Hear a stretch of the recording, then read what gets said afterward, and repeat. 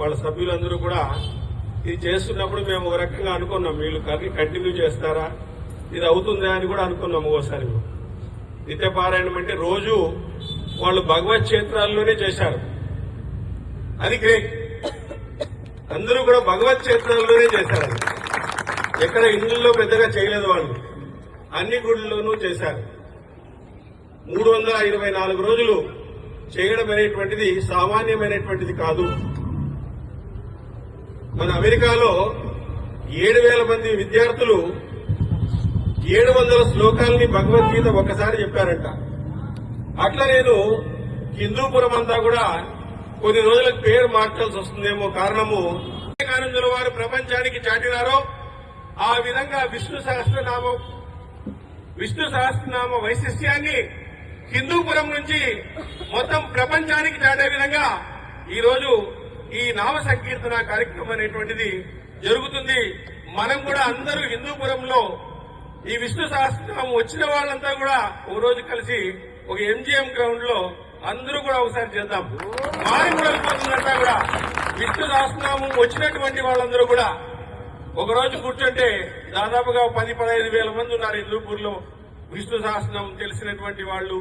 ఇట్లా మనం అందరూ కూడా కూర్చొని ఒక చోట చేయగలిగితే ఆ ఎనర్జీ, ఆ వైబ్రేషన్, ఆ ఎనర్జీ మన హిందూపురానికి పట్టినటువంటి పీడ విడుదలవుతుంది. ఏదైనా ఉంటే ఆ ఖచ్చితంగా పీడ విడుదలవుతుంది అని చెప్పి నేను సభాముఖంగా చెప్తున్నాను.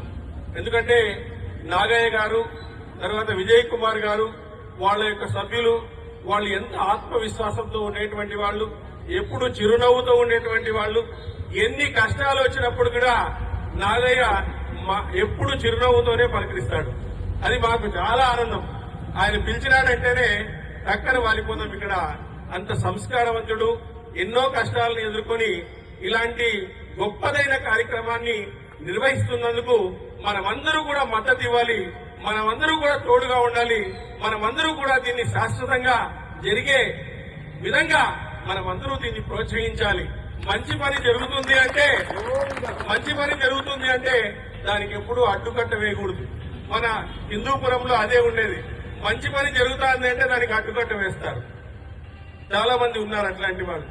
హిందువుల్లో ఆ భావన పోవాలి. ఫస్ట్ హిందువుల్లో ఆ భావన పోతేనే హిందుత్వం అనేటువంటి దొరుకుతుంది. ఎవరి మంచి పని చేస్తున్నా కూడా ఆశీర్వదించండి. మీకు చేత కాకపోతే అక్కడ పోయి పార్టిసిపేట్ కాండి. మీకు ఒకవేళ ధన సహాయం చేయాలనిపిస్తే చేయండి. ధర్మ కార్యాలకు చేసినటువంటి ధనము పుణ్యాన్ని కట్టబెడుతుంది, పుణ్యాన్ని ఖచ్చితంగా కట్టబెడుతుంది. కాబట్టి ఇట్లాంటి ధర్మ కార్యక్రమాలకు అందరూ కూడా చేయండి. ఇలాంటి కార్యక్రమం బాగా జరగాలని ఆ దేవదేవుడు వాళ్ళకి మంచి ఆయుష్ను, ఆరోగ్యాన్ని, ఐశ్వర్యాన్ని ఇవ్వాలని మరీ మరీ కోరుతూ ఈ 2 విషయాలు నాకు చెప్పించినందుకు నేను ఆ దేవదేవుడికి కృతజ్ఞత తెలియజేసుకుంటూ ఇంతటితో ముగిస్తున్నాను. ఏటిగడ్డ ఆంజనేయ స్వామి బృందం, మేమందరూ కూడా ఏటిగడ్డ ఆంజనేయ స్వామి బృందం వాళ్ళు అందరూ ఉద్యోగస్తులే. అందరూ కూడా బిజీగా ఉన్నాం. యాక్చువల్గా చెప్పాలంటే ఎంతమంది ఉపాధ్యాయులు ఉన్నారు, ఆ తర్వాత ఎంతో మంది రియల్ ఎస్టేట్ చేసే వాళ్ళు ఉన్నారు, కొంతమంది ఆధ్యాత్మికంగా ఉన్నారు, కొంతమంది బ్యాంక్ ఆఫీసర్స్గా ఉన్నారు. మేమందరూ కలిసి ఈ కరోనా సమయంలో ఒక బృందంగా ఏర్పడి ఇంటింటికి ధర్మ ప్రచారాన్ని చేయాలా, ఈ గ్రంథంలో ఉండేటువంటి అమూల్యమైనటువంటి విషయాలని ప్రతి ఇంట్లో చేర్చాలా, దీంతో సనాతన ధర్మం అనేటువంటిది ఆకర్షించబడి ప్రజలందరూ కూడా సనాతన ధర్మం వైపు రావాలి అనేటువంటి ఉద్దేశంతో ఈ బృందాన్ని మనం ఏర్పాటు చేసుకున్నాం. మేమందరూ కూడా ఈ బృందంలో భాగంగా మేము రోజు చౌడేశ్వరి గుడిలో ఈ గంధ పారాయణం చేస్తామన్నమాట. అంటే ఇప్పుడు ఆల్రెడీ మహాభాగవతాన్ని చదివినాం, రామాయణాన్ని చదివినాం, ఇప్పుడు మహాభారతాన్ని చదువుతున్నాం. చౌడేశ్వరి గుడిలో రోజు కూడా 6:30 నుంచి 8:30 వరకు అక్కడ శ్రీ మహాభారతం యొక్క ప్రవచనం ఉంటుంది. తర్వాత శనివారం ఏటిగడ్డ గుడికి వెళ్ళి అక్కడ సుందరకాండ పారాయణం చేస్తాం. అందరూ కూడా మీరు ఎప్పుడైనా కూడా వీలున్నప్పుడు ఒకసారి విచ్చేసి ఆ ప్రవచనాన్ని కూడా అందరూ వినాల్సిందిగా మనం కోరుతున్నాం. ఎందుకంటే మనము ఎన్ని భజనలు చేసినా ఎన్ని ఇది చేసినప్పటికీ కూడా జ్ఞానము వచ్చేంత వరకే మనిషిలో మార్పు రాదు. మనిషిలో ఎప్పుడు వస్తుందంటే జ్ఞానం వచ్చిన తర్వాతే కోతికి జ్ఞానం వచ్చిన తర్వాతే మనం మనిషి అయినాం. అంతకుముందు కోతిగా ఉండేవాళ్ళం. ఎప్పుడైతే మనకు జ్ఞానం అనేటువంటిది వచ్చిందో అప్పుడు మనిషిగా మారడం అనేటువంటిది జరిగింది. కాబట్టి జ్ఞానం అనేది ఈరోజు కాకపోయినా రేపు కాకపోయినా నువ్వు ఖచ్చితంగా ఆమోదించవలసిందే. నేను జ్ఞానం వైపు వెళ్ళాలా, జ్ఞానార్జన చేసుకోవాలా. ఎవరి గురించి? భగవంతుని గురించినటువంటి జ్ఞానార్జన జరగాలి. ఇప్పుడే సార్ చెప్పారు, అది జరగకుండా పోతే మన సనాతన ధర్మం ఎవరికి అర్థం కాదు. జ్ఞానం అనేది లేకుండా పోతే సనాతన ధర్మం ఎవరికి అర్థం కాదు. ఇప్పుడు వేరే మతాలు చూడండి, వాళ్ళు బైబిల్ పట్టుకొని తిరుగుతారు, ఖురాన్ పట్టుకొని తిరుగుతూ అంటారు. కానీ మన వాళ్ళు భగవద్గీత పట్టుకొని తిరుగుతున్నారా? లేదు. భగవద్గీత అంటే ఏమి అనేటువంటి వాళ్ళు కూడా ఉన్నారు. ఇంకా అది మనకు సంబంధించిన గ్రంథమా, వేరే వాళ్ళకి సంబంధించిన గ్రంథమా అని కూడా కొంతమంది తెలియదు చాలామందికి. ఇప్పుడిప్పుడు మీరు చెప్తారో లేదో, ఇంటర్నేషనల్ స్కూల్స్లో అన్నమాచార్య కీర్తనలు నేర్పిస్తున్నారు ఇప్పుడు పిల్లలకి. తెలుసో లేదు? ఇంటర్నేషనల్ స్కూల్ బెంగళూరులో మేము ఒకసారి విజిట్ చేసినప్పుడు అక్కడ అన్నమాచార్య సంకీర్తన జరుగుతుంది, పిల్లలకు నేర్పిస్తున్నారు. అంటే అందరూ కూడా తెలుసుకుంటున్నారు మన భారతదేశ సంస్కృతి గొప్పది. ఈరోజు చూడండి, ప్రపంచమంతా అల్లకల్లోలంగా ఉంది, కానీ భారతదేశంలో ఈరోజు భజన చేసుకుంటున్నాం హాయిగా. యాస్ కట్టుబడుతుందో యా మిసైల్ పడుతుందో ఎవరికి తెలియదు. ఇండియన్స్ అంటున్నారంట, యాలన్నా వస్తామో ఈ దేశాలకి, హాయిగా ఆనందంగా ఇండియాలో ఉంటే హాయిగా ఉంటామంటే అని చెప్పేసి ఇండియన్స్ అంతా సర్దుకొని వచ్చేస్తున్నారు. ఏమంటే ఆస్తులు సంపాదించుకున్న వాళ్ళు ఏం చేస్తారు, ఇంకా ఉండక తప్పదనమాట. ప్రపంచమంతా కూడా అల్లకల్లోలంగా ఉంది ఈరోజు. కానీ భారతదేశానికి గొప్ప నాయకుడు ఉన్నాడు, ఆయనే నరేంద్ర మోడీ. ఆయన ఈ స్థితిని కల్పించినాడు. ఈరోజు న్యూట్రల్గా ఉన్నాడు, ఎక్కడా వెళ్ళలేదు. ఆ సైడ్ వెళ్ళా ఈ సైడ్ వెళ్ళకోకుండా న్యూట్రల్గా గ్యాస్ని డీజిల్ అన్నింటినీ రప్పించుకుంటున్నాడు. నిన్నేనే 2 ట్రక్కులు వచ్చేసినప్పుడే, ఇప్పుడు 2 వస్తానే ఉన్నాయి. కాబట్టి భారతదేశానికి ఏమాత్రము కూడా ఆ విధమైనటువంటి గొప్ప నాయకులు ఉన్నారు. వాళ్ళందరూ కూడా హిందూ సంస్కృతి పట్ల చాలా నిబద్ధత కలిగినటువంటి వ్యక్తులు. ఆర్ఎస్ఎస్ సంబంధించినటువంటి వాళ్ళు నిబద్ధత కలిగినటువంటి వ్యక్తులు. అలాంటి వ్యక్తులు పైన స్థాయిలో వాళ్ళు చేస్తున్నారు. కింది స్థాయిలో ప్రతి ఇంట్లో కూడా తల్లిదండ్రులు తమ పిల్లలకి కట్టు బొట్టు సాంప్రదాయాన్ని, తర్వాత చిన్న చిన్న పిల్లలకి చిన్న చిన్న స్తోత్రాలని ఇవన్నీ కూడా మనం నేర్పించాలి. ఇప్పుడు సీరియల్స్గా బిజీ అయిపోయినారు. లేడీస్ అంతా సీరియల్ చూసేది మొదలుపెట్టినారు. సీరియల్ సీరియస్గా చూడొద్దనమ్మా, అవి సీరియస్గా మన జీవితానికి సంబంధించినవి కావు. దాంట్లో మానవ సంబంధాలన్నీ కూడా మట్టి కలుపుతున్నారు. దాంట్లో అంతా కూడా అత్తను వంచడం ఎలా, కోడల్ని చంపడం ఎలా, ఇద్దరు కలిసి కొడుకుని చంపడం ఎలా, ఇట్లా వస్తానే ఉన్నాయి. అవి ఏవి సీరియస్గా చూడొద్దండి. పిల్లల పట్ల బాధ్యతగా ఉండండి. పిల్లలు సార్ చెప్పినట్టుగా రేపు పొద్దున వేరే మతాలకు అట్రాక్ట్ కాకుండా మన మతం అంటే ఏమి, గుడికి పిలుచుకొని రండి. వారానికి ఒకసారి గుడిని సందర్శించండి. పిల్లవాళ్ళకి ఫోటోలు చూపించి చెప్పండి, ఇది మన దేవుడు అని చెప్పండి. కలియుగంలో వెంకటేశ్వర స్వామి ఇంకా ఆ దేవుడు. మరి కలియుగంలో ఉండేటువంటి వెంకటేశ్వర స్వామినే ఓసారి చూపించండి, మనకి ఈయనమ్మ దేవుడు అని చెప్పేసి పిల్లలకి పదే పదే గుర్తు చేయండి. మన సంస్కృతిని గుర్తు చేయకుండా పోతే ఇదైపోతారనమాట. ఆ విధంగా సార్ చెప్పారు, తల్లిదండ్రులను పూజిస్తే మనం భూ ప్రదర్శన చేసినంత పుణ్యం వస్తుంది. 2 అశ్వమేధ యాగాలు చేసిన ఫలితం వస్తుంది. ఎవరైతే తల్లిదండ్రులు బాగా చూసుకుంటారో వాళ్ళకు భూ ప్రదర్శన చేస్తే ఎంతైతే వస్తుందో పుణ్యము అంత పుణ్యం వస్తుందంట. తర్వాత అత్తగారిని బాగా చూసుకుంటే డబుల్ పుణ్యం అంట. మాకు అది వద్దు సార్, సింగిల్ పుణ్యమే కావాలా అంటారు. డబుల్ పుణ్యం. అత్తగారిని చూసుకున్నారనుకోండి, అత్త కూడా కోడల్ని బాగా చూసుకోవాలా. కోడలు ఎప్పుడు బంధాలను వదిలేసి వస్తుంది, పాపము అనేక బంధాలను వదిలేసి పుట్టినింటి నుంచి వస్తుంది. కోడల్ని కూడా అత్త బాగా చూసుకోవాలా, అత్త కూడా కోడల్ని బాగా చూసుకోవాలా. వీళ్ళిద్దరూ బాగుంటే ఇంట్లో ఉండే మగవాళ్ళు హాయిగా ఉంటారు. అందుకే చూడండి, ఒకసారి ఏమంటే రామ రామ అనమంటారు. రా అంటే పాపాలు పోతాయంట, మా అంటే పాపాలు లోపలికి వస్తాయంట. నాకు ఒక అర్థం చూపించింది. రా అంటే పాపాలన్నీ బయటికి పోతాయంట, మా అంటే ముడుచుకుంటాం కాబట్టి పాపాలు లోపలికి రావంట. నాకు ఒక అర్థం చూపించింది. పొద్దున్నే బస్సులో పోతా అంటే రా అంటే ఎప్పుడు మాట్లాడాలో అప్పుడు మాట్లాడు, మా అంటే ఎప్పుడు ఎప్పుడు మాట్లాడకూడదు అప్పుడు మాట్లాడకుండా ఉంటే హాయిగా పుణ్యం వస్తుంది అని చెప్పేసి, ఎప్పుడు మాట్లాడాలో అప్పుడు మాట్లాడు. మా అంటే ఎప్పుడు ఊరికే ఉండాలో అప్పుడు ఊరికే ఉండు, నీకు పుణ్యం బాగా వస్తుంది అని చెప్పేసి మనం చెప్పుకోవచ్చు అనమాట. కాబట్టి ఈరోజు సంస్కృతి సాంప్రదాయాలన్నీ కూడా మనకు మళ్ళీ పునరుజ్జీవింపజేస్తున్నారు. మరి అనేక గ్రంథాల ద్వారా అమూల్యమైనటువంటి విషయాలను ఇక్కడ చేసుకుంటున్నాం. ఒకసారి ఉద్ధవుడు అడుగుతాడంట, కలియుగం అనేది ఎట్లుంటుంది అని శ్రీకృష్ణుని అడుగుతాడంట. శ్రీకృష్ణుని అడిగితే ఆయన ఏమంటాడంటే వితండవాదం తెలివిగా ఉంటుందంటాడంట. వితండవాదం తెలివిగా ఉంటుంది, విచ్చలవిడితనం ధైర్యంగా ఉంటుంది. విచ్చలవిడితనం ధైర్యంగా ఉంటుంది, దోపిడీ ధర్మంగా ఉంటుందంట. ఈరోజు దోపిడీ చేయడమే ధర్మంగా, అరుపు జ్ఞానంగా ఉంటుందంట. రాజు దొంగగా మారుతాడంట. కలియుగంలో. ఇంకోటి ఏమంటే దానగుణం కలవాళ్ళు పేదవాళ్ళుగా ఉంటారంట. దానగుణం కలవాళ్ళంతా పేదవాళ్ళుగా, ధనవంతులు పిసినిగొట్టులుగా ఉంటారంట. ధనవంతులు ఒక పైసా ఇప్పరు బయటికి, రామ్మ లక్ష్మి లోపలే ఉండు బయటికి పోవద్దు అంటుంటారు పొద్దున్న లేస్తుంది. పాపాత్ములంతా దీర్ఘాయుష్షు కలిగి ఉంటారంట.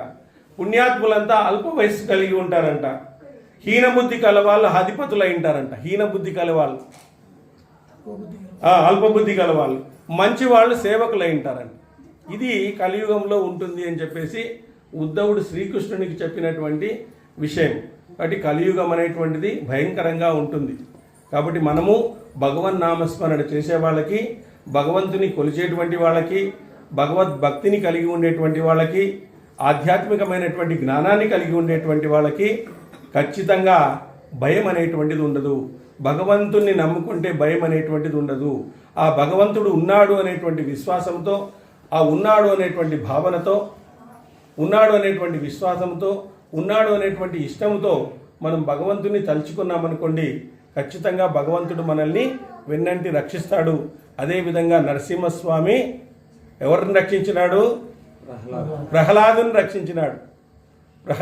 రక్షించినాడు. చూడండి, ప్రహ్లాదుడు గొప్పవాడు. ప్రహ్లాదుడు చూడండి రాజకుమారుడు అయినప్పటికీ కూడా అతను విష్ణువునే పట్టుకున్నాడు. ఎందుకు ఆ విధంగా పట్టుకున్నాడు? నారదుడు వచ్చి వాళ్ళ అమ్మ గర్భిణీ స్త్రీగా ఉన్నప్పుడు అనేక విషయాలను చెప్పినప్పుడు గర్భంలోనే విన్నాడంట. అంత గొప్ప సంస్కృతి మనకు. గర్భవస్తులు ఎవరైనా ఉంటే విష్ణు సహస్రనామాన్ని పలికితే గొప్ప పిల్లవాడు పుడతాడు. గొప్ప పిల్లవాడు. వాళ్ళు రోజు విష్ణు సహస్రనామాన్ని వింటే గొప్ప పిల్లవాడు పుడతాడు. ఆ విధంగా ప్రహ్లాదుడు రాజకుమారుడైనా కూడా రాజుని నమ్మలే, వాళ్ళ నాన్నని నమ్మలేదు. ఈ సకల చరాచర జగత్తుకు ఆధారభూతమైనటువంటి వాడినైనటువంటి విష్ణువుని నమ్మినాడు అనమాట. అందుకే ఆయన గొప్పవాడైనాడు.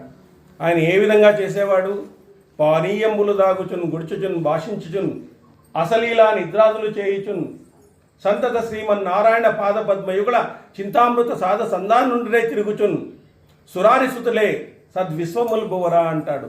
అంటే ఆయన పడుకున్నా, లేచినా, మాట్లాడుతున్నా, నిద్రపోతున్నా, నీళ్లు తాగుతున్నా, భోజనం చేస్తున్నా విష్ణువు యొక్క స్మరణే అతను చేసేటువంటి వాడు.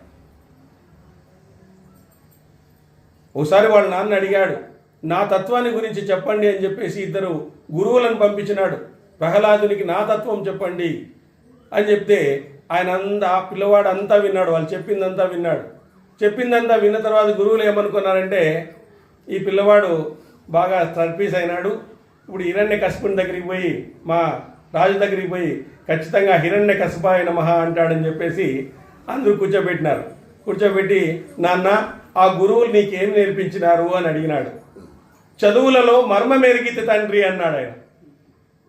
చదువులలో మర్మమెరిగితే తండ్రి అని చెప్పినాడు. అంటే చదువుల్లో మర్మం ఏముందో అదే దిగినాను నేను అని చెప్పేసి ఆ విధంగా అంటూనే ఆయనకి చాలా కోపం వచ్చి అనేక రకాలుగా శిక్షించినప్పటికీ కూడా అతను విష్ణు నామాన్ని వదలలేదు. కాబట్టి విష్ణువు ఏమి చేసినప్పటికీ కూడా ఒక్కసారి అనరా హిరణ్యకశపాయ నమః, ఒక్కసారి అను విడిచిపెడతాను నిన్ను అంటే ఒక్కసారి కాదు కదా, ఒక్క అక్షరం కూడా అనని చెప్పినాడు. ఆ విధంగా ఆయన చేసినటువంటి భక్తికి భగవానుడే దిగి వచ్చినాడు. నరసింహస్వామి అవతారంలో దిగి రావడం జరిగింది. ఎందుకంటే భక్తుడు కోరినటువంటి చోటే భగవంతుడు వెలిసినాడు. అంటే భక్తునికి అంత పవర్ ఉంటుందన్నమాట. ఆ భక్తి మార్గము నిన్ను అత్యున్నతమైనటువంటి వాణిగా తీసుకోబోతుంది, గొప్ప వాణిగా తీర్చిదిద్దుతుంది, గొప్ప సంస్కారవంతునిగా తీర్చిదిద్దుతుంది, అజ్ఞానాన్ని పోయేటట్టు చేస్తుంది, భయం పోయేటట్టు చేస్తుంది, భ్రాంతిని పోయేటట్టు చేస్తుంది, నువ్వెవరో తెలియజేస్తుంది. ఇట్లాంటి గొప్పదైనటువంటి సాహిత్యాన్ని మనం చదువుకుంటే మనకు ధైర్యము, ఆత్మవిశ్వాసము అన్నీ కూడా మనకుంటాయి. ధైర్యం ఉంటుంది, ఆత్మవిశ్వాసం ఉంటుంది. ఈరోజు ధైర్యము, ఆత్మవిశ్వాసం లేకుండా పోతే మనం కలియుగంలో బతకలేము. కాబట్టి అట్లాంటి ధైర్యాన్ని ఇచ్చేటువంటిది, అట్లాంటి ఆత్మవిశ్వాసాన్ని ఇచ్చేటువంటిది, అట్లాంటి పుణ్యాన్ని ఇచ్చేటువంటిది, అట్లాంటి జ్ఞానాన్ని ఇచ్చేటువంటిది, అట్లాంటి సంస్కారాన్ని ఇచ్చేటువంటిది ఈరోజు ఏదైనా ఉంది అంటే అది గ్రంథ పఠనం మాత్రమే. గ్రంథంలో ఉండేటువంటి అమూల్యమైనటువంటి విషయాలను మనం తెలుసుకోవాలా. మన కవులు ఆ విధంగా రాసి పెట్టారు. వాళ్ళు వేదవ్యాసులు శ్రీకృష్ణుడే చెప్పాడు, జగద్గురువై భగవద్గీతను తెలియజేసినాడు. అర్జునులు అంత పెద్ద వీరుడు చతికల పడిపోయినాడు, అంత పెద్ద వీరుడిని ఉత్తేజం చేశాడు, ధర్మం కోసం పోరాడమని చెప్పినాడు. ఆ విధంగా ఆయన వెన్నంటి ఉండి నడిపించినాడు, ధర్మాన్ని గెలిపించినాడు. తుదకు ధర్మమే గెలుస్తుంది. యతో ధర్మ తతో జయ, యతో జయ తతో కృష్ణ అన్నాడు. ఎక్కడ ధర్మం ఉంటుందో అక్కడ జయం ఉంటుంది, ఎక్కడ జయం ఉంటుందో అక్కడ కృష్ణుడు ఉంటాడు అని చెప్పేసి అద్భుతమైనటువంటి భగవద్గీత ఎక్స్ప్లెనేషన్ ఇవ్వడం జరిగింది. అదేవిధంగా పోతన మహాభాగవతాన్ని రాశాడు, మహాభారతాన్ని వేదవ్యాసుల వాళ్ళు రాశారు, రామాయణాన్ని మన వాల్మీకి రాశాడు. ఎవరైనా ఒక దారి దోపిడీ దొంగ, ఆయనకి రామ అనేది రాదు, మరా మరా మరా మరా అనుకుంటా రామ అనేటువంటి శబ్దం ఆయనకి స్ఫురించింది. ఆయనలో ఉండేటువంటి సమాధి స్థితిని గమనించి, జ్ఞానాన్ని గమనించి, తపస్సును గమనించి బ్రహ్మదేవుడు దిగి వచ్చాడు, నారదుడు దిగి వచ్చాడు. అయ్యా ఇట్లా ఇప్పుడే పరిపాలిస్తున్నటువంటి రామచంద్రుడు ఉన్నాడు, 16 గుణాలతో విరజిల్లుతున్నాడు. అలాంటి వాడి గురించి రాయవయ్యా. ఇది భవిష్యత్తులో రామాయణం అంటే కుటుంబంలోని బంధాలు, కుటుంబంలో రాజు ఎలా ఉండాలా, తమ్ముడు ఎలా ఉండాలా, అన్న ఎలా ఉండాలా, భక్తుడు ఎలా ఉండాలా, ఏ విధంగా ఉండాలా, కుటుంబంలో ఎవరు ఏ విధంగా ధర్మాన్ని ఆచరించాలా, తమ్ముడు ఏ విధంగా ఉండాలా, నాన్న ఏ విధంగా ఉండాలా, రాజు ఏ విధంగా ఉండాలా, మంత్రి ఏ విధంగా ఉండాలా అని చెప్పేసి రామాయణంలో కుటుంబానికి సంబంధించినటువంటి విలువలన్నీ కూడా పొందుపరిచినారు. ఈరోజు చదివేవాళ్ళు లేరే, మనకు చెప్పేవాళ్ళు లేరు, చదివేవాళ్ళు లేరు. ఆ విధంగా తయారైంది. ఇంత సాంప్రదాయం, ఇంత సమృద్ధి కలిగినటువంటి భారత సంస్కృతి ఈరోజు బయటకు వస్తూ ఉంది. అందరూ కూడా ఉత్సాహవంతులైనటువంటి వాళ్ళు, యువకులైనటువంటి వాళ్ళు ఒక గంట సేపు మన హిందూ సంస్కృతిని గురించి ఆలోచించండి. 23 గంటలు మనం భౌతికంగా ఉన్నప్పటికీ కూడా ఒక గంట సేపు అయినా కూడా మన హిందూ సంస్కృతిని ఆచరించి, హిందూ సంస్కృతిని అందరికీ వ్యాప్తి చేసి తరతరాలుగా ఈ హిందూ సంస్కృతి ప్రపంచానికి గురువైతుంది. ఈరోజు ఏ దేశం కూడా, అన్ని దేశాల్లోనూ కూడా హిందూ సంస్కృతి అంటే వాళ్ళు పడిసస్తున్నారు. ఈరోజు అనేక దేశాల్లో మేము ఈ మతాల్లో ఉండమని చెప్తున్నారు. నియంతృత్వం ఉంది కాబట్టి అక్కడ ఉన్నారు. నియంతృత్వం లేకుండా పోతే ఎప్పుడో వాళ్ళందరూ వచ్చేటువంటి వాళ్ళు. నియంతృత్వంతో వాళ్ళని అంచేస్తున్నారు. కాబట్టి ఇట్లాంటి సంస్కృతిని మనం అందరూ కూడా ముందుకు తీసుకుపోవాలా. ఇలాంటి గొప్ప సంస్కృతిని మేము ముందుకు తీసుకురావాలని, గ్రంథంలో ఉండేటువంటి అమూల్యమైనటువంటి విషయాల్ని ప్రజలకు చేరవేయాలని చెప్పేసి ఇట్లాంటి ఒక సత్సంగంగా ఏర్పడి అందరికీ కూడా మాకు టైం దొరికినప్పుడు చెప్పడం అనేటువంటి జరుగుతుంది. ఇట్లాంటి కార్యక్రమాన్ని మీరు ఆశీర్వదించినందుకు మేము మళ్ళీ మీకు కృతజ్ఞతలు తెలియజేస్తూ అమర్నాథ్ మంజుల కుటుంబం వారికి ఆ దేవదేవుడు యొక్క అష్టైశ్వర్యాలు కలిగి ఉండాలని, వాళ్ళు ఇలాంటి కార్యక్రమాలు మరెన్నో చేసి ఆ పిల్లలకి అందరికీ ఇక్కడ ఉండేటువంటి ప్రాంతానికి అంతా కూడా ఈ విష్ణు సహస్రనామాన్ని ఇలాంటివన్నింటినీ కూడా ఈ ధర్మాన్ని వ్యాప్తి చేయాలని మరీ ఆశిస్తూ జై శ్రీరామ్, జై శ్రీరామ్, జై శ్రీరామ్.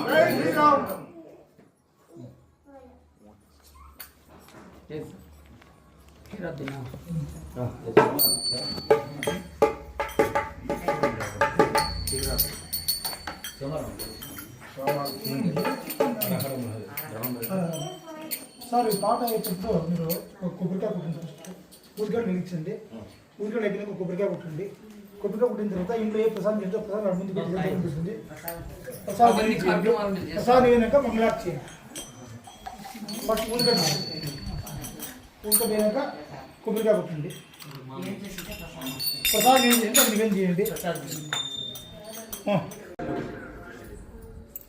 అందరినీ క్రికెటర్లు అందరినీ రాండి కులం అహ్మదాబాద్ లో హనుమాన్ టెంపుల్ పిలిచిపోయినాడు. ఆయన పిలిచిపోయి ఆడ ఒక్కోరు వచ్చినారు. వచ్చిన తర్వాత ఏమైందో మీకే తెలుసు. చిత్త కొట్టేసినారు. అసలు న్యూజిలాండ్ అనేది వాళ్ళు కెప్టెన్ నిన్న చెప్పినాడు, మేము ప్రపంచంలో ఇంతవరకు ఇంత ఘోరంగా ఆడినటువంటి ఆట అయింది అని చెప్పారు.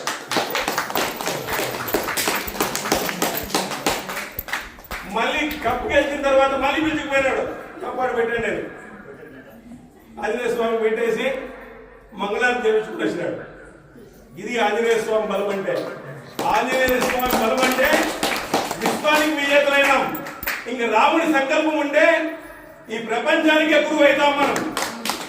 ఈ ప్రపంచానికి గురువు కావాలి అంటే అది భారతదేశం నుంచే అవుతుంది అని పెద్ద పెద్ద వాళ్ళు ఇప్పుడు తెలుసుకుంటారు. పెద్ద పెద్ద క్రికెటర్లు పెద్ద పెద్ద వాళ్ళు తెలుసుకుంటున్నారు భారతదేశం యొక్క మూలాల్ని. ఇప్పుడు ప్రపంచంలో ఏం జరుగుతుంది, యుద్ధం జరుగుతుంది. వాళ్ళు అనుకుంటున్నారంట ఊరికే ఆనందంగా వస్తున్నాం ఈ దేశాలకి, హాయిగా ఆనందంగా ఉండేవాళ్ళం మేము, మన దేశంలో తింటే బాగుంటాండి అని చెప్పేసి ఇప్పుడు అనుకుంటున్నారంట వాళ్ళంతా. ఊరికే ఆనందంగా వస్తున్నాయి, వచ్చి ఆస్తులు పెట్టుకున్నాము, ఇల్లు పట్టుకున్నామని కొంతమంది ఇల్లు అమ్మేసి వచ్చేస్తున్నారు. మన ఇండియన్స్ అంతా వచ్చేస్తున్నారు. అందరూ ఈ దేశాలు వద్దు, ఈ సంస్కృతి వద్దు, ఏది వద్దు అని చెప్పేసి ఆ విధంగా అయిపోయినారు. అందువల్ల హిందూ సంస్కృతిని కాపాడాలి అంటే మీరే మహిళా మనులు చాలా తీసుకోవాలా, బాధ్యత తీసుకోవాలా. ఎందుకంటే మీ పిల్లవాళ్ళకి కట్టు బొట్టు సాంప్రదాయం చూపించాలా. కానీ ఏం చేస్తాం, దురదృష్టవశాత్తు ఏమైపోయినారు, మగవాళ్ళంతా డబ్బు సంపాదన పరిమితం అయిపోయినారు, ఆడవాళ్ళంతా సీరియల్కి పరిమితం అయిపోయినారు. ఆడవాళ్ళంతా సీరియల్స్ అడిక్ట్ అయిపోయినారు, మగవాళ్ళంతా సాయంత్రం అయితేనే డబ్బు సంపాదనకు వెళ్ళిపోతున్నారు. ఇంత దురదృష్టము మన దేశంలో వచ్చింది. ఈరోజు సీరియల్ నుంచి సీరియస్ గా చూడొద్దమ్మా, వాటిలో అవి యాక్ట్ చేసినవి తప్ప నిజమైనవి కావు. మన పిల్లలకి సంస్కృతి నేర్పించండి. సాయంత్రం అయితేనే అందులో ఫోటో పెట్టుకొని కనీసము కొన్ని శ్లోకాలను చదవడము, వాళ్ళకు కట్టు బొట్టు సాంప్రదాయం నేర్పించడము. శ్రీరాముడు అంటే ఎవరు, శ్రీకృష్ణుడు అంటే ఎవరు, భగవద్గీత అంటే ఏమిటి అని మీకు తెలిసినటువంటి పద్ధతుల్లో వాళ్ళ పిల్లలకు చెప్పండి.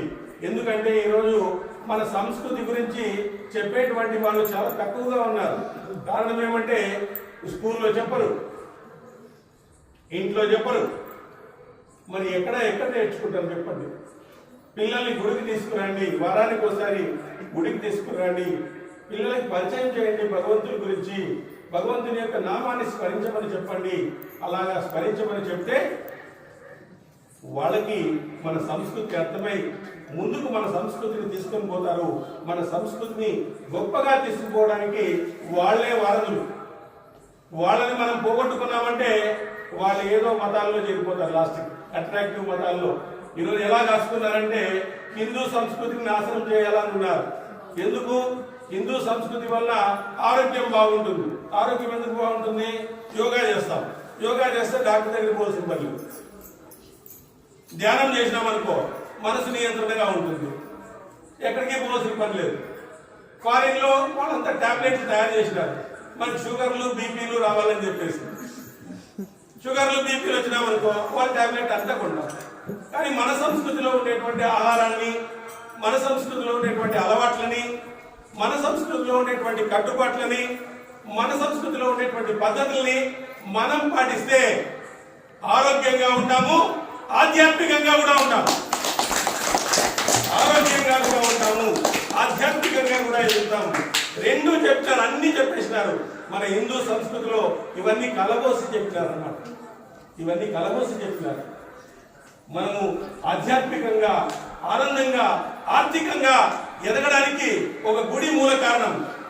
మీరు మన తెలుసో లేదో, శ్రీరామనవమి ఉత్సవాలకి ప్రపంచంలో ఖర్చు చేసింది ఎంత తెలుసా? 33,000 కోట్లు 33,000 కోట్లు మనం పంచినాం అందరికి. ఎవరికి?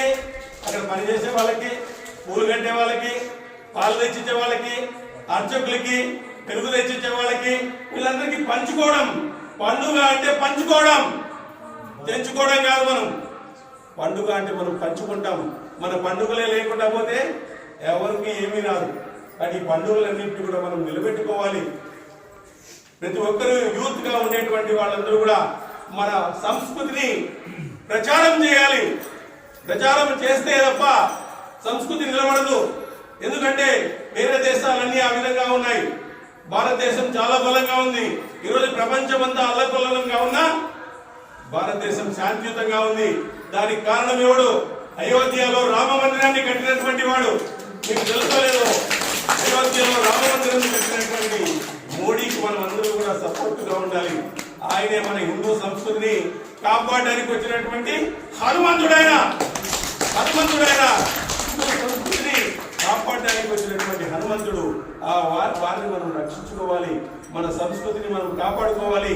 అందరూ కూడా మీ యొక్క ఏ పద్ధతులైనా కానీ మీరందరూ ఏ పద్ధతులైనా ఇంట్లో పాటించండి. బయటకు వస్తే మనమంతా హిందువులం అని చెప్పాలా?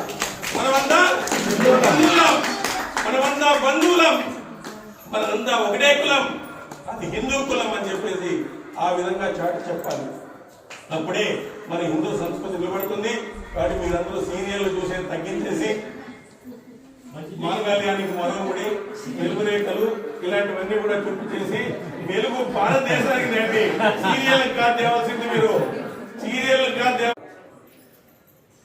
ఎందుకంటే మానవ జన్మలో భగవంతుడు జంతువులకు లేనటువంటి అవకాశాన్ని మనకి ఇచ్చినాడు. ఒక ఆవు గోవింద అనలేదు, ఒక కుక్క రామ అనలేదు. కానీ మనకి అనేటువంటి అవకాశం వచ్చింది. మనకు ఒక వివేకాన్ని ఇచ్చినాడు. ఏది మంచిది ఏది చెడు అనేటువంటిది తెలుసుకోవడానికి ఒక వివేకాన్ని ఇచ్చినాడు భగవంతుడు. మరి ఈరోజు మనం ఏం చేస్తున్నాం? ఎంతో మంది ఋషులు వాళ్ళు సమాధి స్థితిలోకి వెళ్ళి వాళ్ళు ఎన్నో ఏళ్లుగా ధ్యానం చేసి